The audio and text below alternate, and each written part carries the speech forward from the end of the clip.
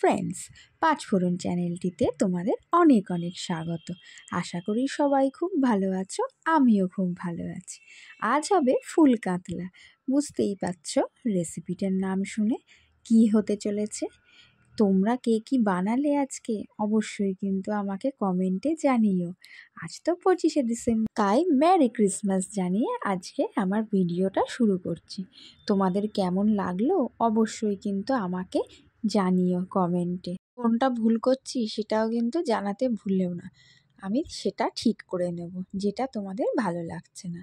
তাহলে শুরু করি ফুল কাতলা। আজ হবে ফুলকপি কাতলা।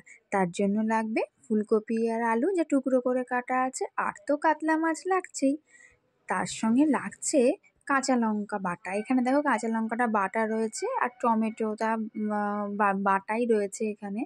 আর মশলা 2 চামচ জিরে আর 1 চামচ ধনে দিয়ে এইবার কড়াইয়ের মধ্যে সর্ষের তেলটা গরম করে তার মধ্যে মাছগুলোকে দিয়ে ভালো করে মাছগুলোকে ভেজে নিতে হবে।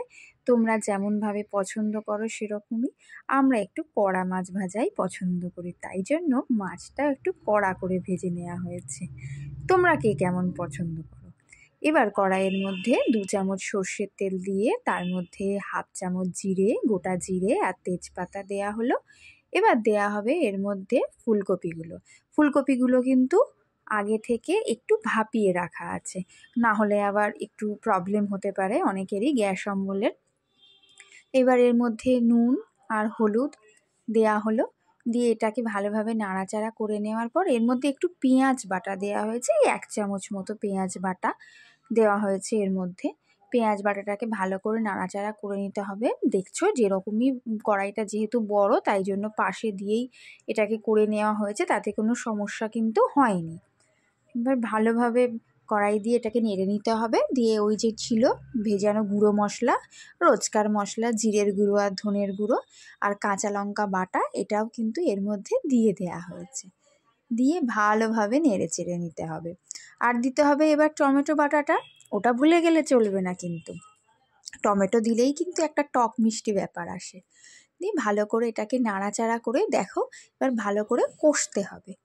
ভালো করে কষে এর মধ্যে পরিমাণ মতো জল সেটা ভালো দিয়ে দিতে হবে, দিয়ে নাড়াচাড়া করে নিতে হবে। আর নুন তো তোমরা যে যার প্রয়োজন মতো যেমন খাও সেরকম দেবে। এবার একটু ফুটে উঠলে যে ভেজে রাখা মাছগুলো ছিল সেগুলোকে দিয়ে দেওয়া হয়েছে।